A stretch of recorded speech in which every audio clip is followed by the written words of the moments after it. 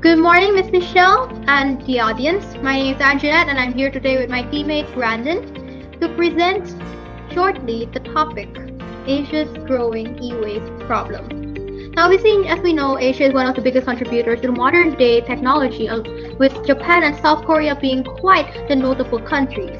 And now it can be said that technology has integrated itself into the daily life of Asian people, where it can be said that one cannot live without electronics.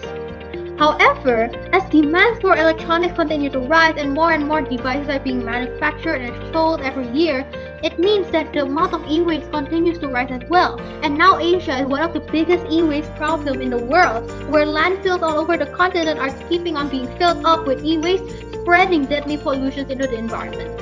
And this puts the future of the environment and sustainability at risk, that the environment will be far too damaged to be able to recover if this e-waste problem prevails. And so, a solution is needed that meets Asia's growing electronic demand, but also allows nature and the environment to be able to be sustained in the far future. But before all this, we need to know the root of the problem. Now, the growing problem is simply caused because e-waste is deemed as something that is worthless and disposable, where in reality it is very valuable, as it's a valuable source of many raw materials that should be recycled to be reused in manufacturing for lower cost and higher affordability, and to prevent further damage to the environment by curbing pollution, as well as using eco-ATMs to encourage people to do recycling. In 2019, 24.9 MT of e-waste will be generated in Asia, with only 11.7% properly collected and recycled. The 88.3% are disposed of in landfills or mishandled. Many people prefer to dispose of old gadgets in exchange for newer ones, where they take millions of years to decompose in landfills.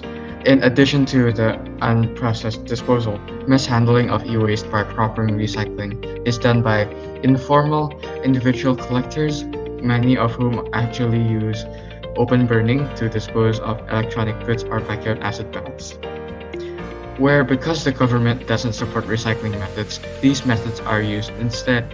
Open burning means to lose e-waste into an open fire at which smoke escapes and pollutes the environment, and backyard acid baths are used to retrieve both, but negatively impacts the health of workers. Both of these informal recycling methods are no better in decreasing e-waste than landfill disposal. Now, it is knowing that e-waste is very rich with raw material, proper recycling can actually allow the collection and reuse of these materials to benefit the economy. In Asia, there's about 26.4 billion USD value of raw materials in e-waste, which, according to reports, deposits of precious materials inside e-waste is estimated to be about 40 and 50 times richer than the ones mined from Earth. And if e-waste is just thrown away, there's no way for these resources to be reclaimed, and they will be forced to be left to rot in landfills. And similarly, if they're improperly handled, most if not all of these resources will be destroyed in the process. And only by proper recycling can one gain the maximum result of these precious materials from e-waste. Now, if these raw materials are salvaged, they can be used for different purposes in businesses or economy, or even manufacturing new products. Now, it's worth to note that on average, it takes about 530 pounds of fossil fuels, 48 pounds of chemicals, and about 1.5 tons of water to produce just one computer and one monitor. It's very costly and very environmentally consuming.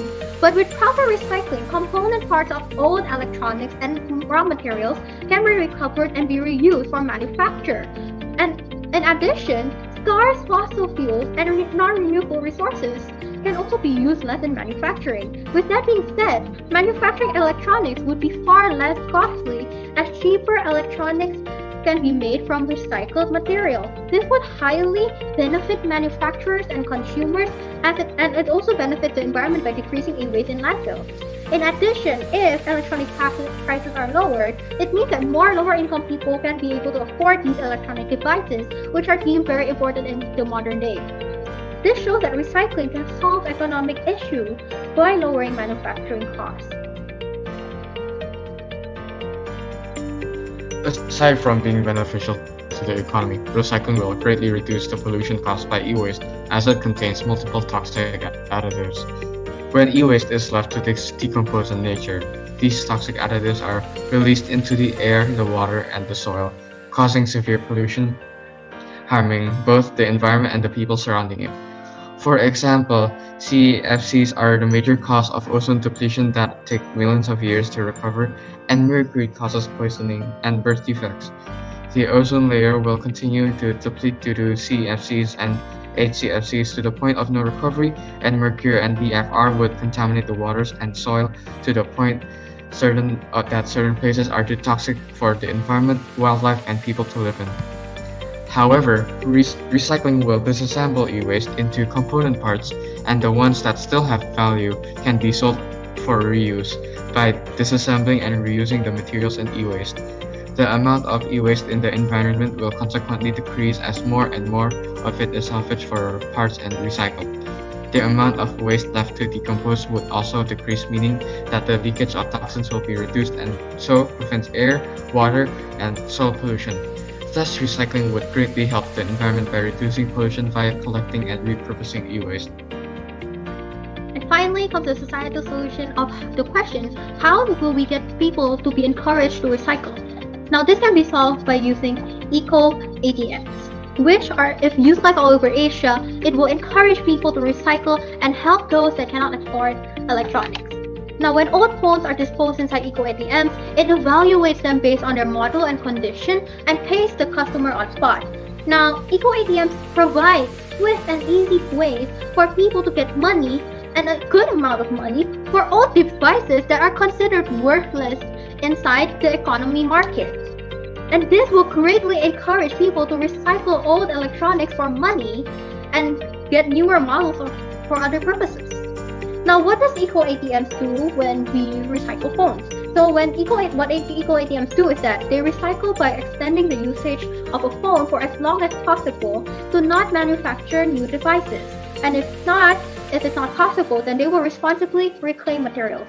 And by using the eco-ATM sorting and collecting at old devices, depending on the condition, they can be repurposed in society.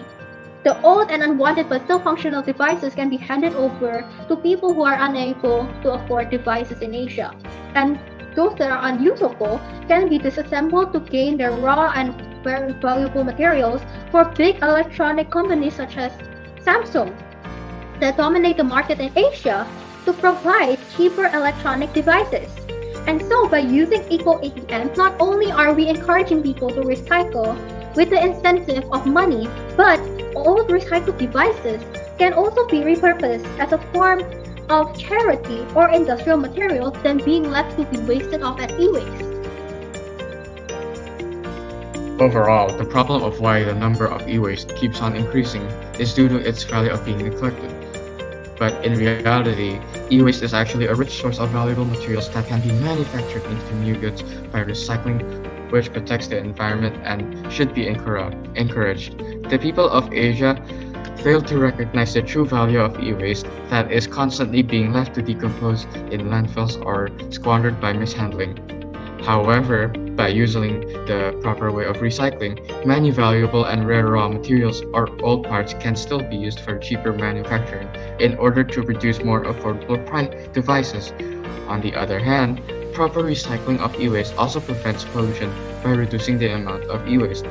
Thus, we should be encouraging to the public that by means such as the eco-ATM that exchanges the old phones for money that would be an effective incentive.